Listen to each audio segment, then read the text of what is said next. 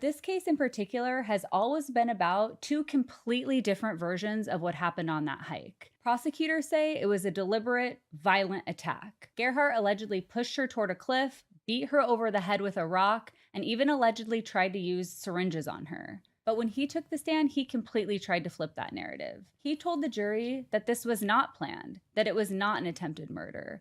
Instead, claims that this was self-defense, that his wife shoved him near the edge of the cliff, and what followed was a physical struggle when he reacted. And really, the entire goal of his testimony was to introduce reasonable doubt, reframe the intent, and take what the prosecution is calling calculated and turn it into something chaotic, reactive, and unplanned.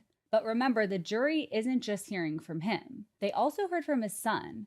And that's where, honestly, the entire tone of the courtroom shifted last week. Because his son, Emil Konig, took the stand and described a FaceTime call that happened shortly after the incident.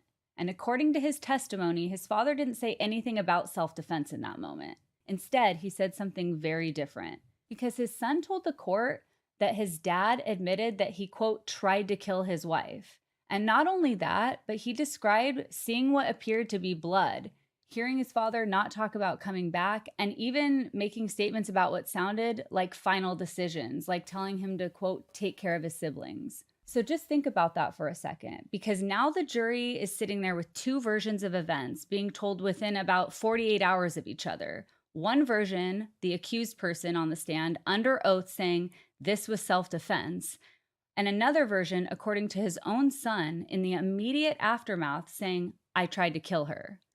And that's when you have to stop and ask, what is the real version here? Because these are obviously two very conflicting stories. And this is where I feel like we have a lot to unpack here. I know. I don't know. At the time of this recording, there has not been a verdict reached. So maybe there will be at the time of this release.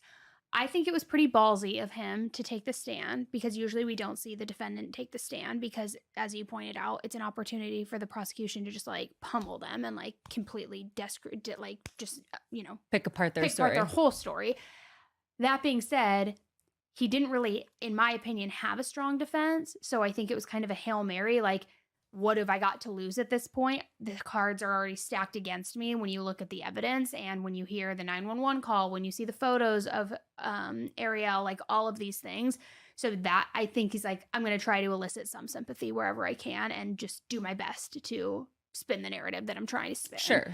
But I would be shocked if people believed it, because even if it's true, which he says she was having an emotional affair. They had been in couples counseling. She had said that she believed that it was working. That's why she agreed to go on this hike with him, which, by the way, was her birthday. Mm-hmm. And then he said, let's take a selfie near this cliff. She's like, no, I don't feel comfortable. And then that's when he like tried to shove her to get her closer to the cliff. That's when he then took the rock and allegedly started bashing her head in and then reached for the syringes.